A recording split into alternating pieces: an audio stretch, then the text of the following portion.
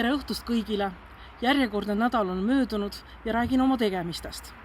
Aga seekord ei räägi ma mitte Brüsseli tegemistest, vaid Genfist, kus ma olin ÜRO peasekretäri nõukoja liikmena meie esimesel selle aasta kokkusaamisel. Miks on ÜRO peasekretär mures tänapäevase rahvusvahelise olukorra pärast? Peamiselt sellepärast, et olukord on muutunud, olukord on keerulisem, olukord on muret tekitavam. Kui külma sõja ajal oli kaks suuremat poolust, Ameerika Ühendriigid ja Venemaa, kes ühelt poolt võidurelvastusid, aga samas ka kontrollisid teineteise võidurelvastumist, siis praegu on neid keskusi rohkem.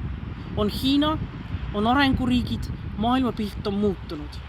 Samas on rahvusvahelise õiguse rikkumisi viimastel aastatel samuti olnud rohkem. On see siis Assadi poolt keemiarelva kasutamine Süürias või Venemaa poolt Krimmi okupeerimine. Ja see, et rahvusvahelist õigust rikutakse, see, et neid norme ei täideta, nii nagu täideti külma sõja ajal, muudabki olukorra veelgi ettearvamatumaks. Ning peasekretäri küsimus meie grupile oligi, mida teha sellises olukorras? Mida teha olukorras, kus väärtustel ja normidel ja rahvusvahelisel õigusel põhinev maailmakord mureneb, kus jõus olevaid lepinguid on vähem kui kunagi varem?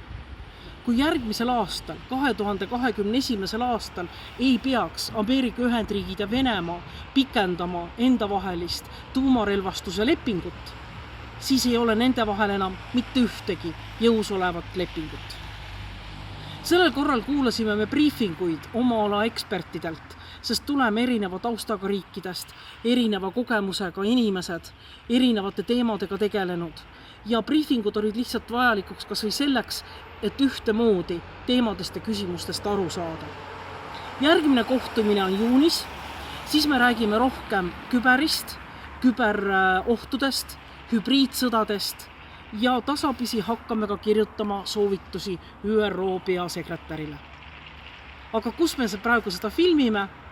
Tegelikult ma olen Põltsamaal. On reede õhtu ja mul lõppes kohtumine Põltsamaa raamatukogus kohalike inimestega. Loomulikult rääkisime diplomaatiast, Eesti elust, Euroopa Parlamendist, rääkisime Tartu rahulepingust, rääkisime nendest teemadest, mis inimestele kõige rohkem kolda lähevad. Ja kui te olete ise ka Põltsamaal, siis minge kindlasti raamatukokku. Seal on imeilus käsitöö näitus.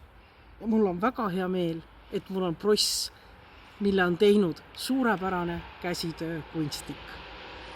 Ilusat õhtut kõigile ja meie räägime juba nädala pärast.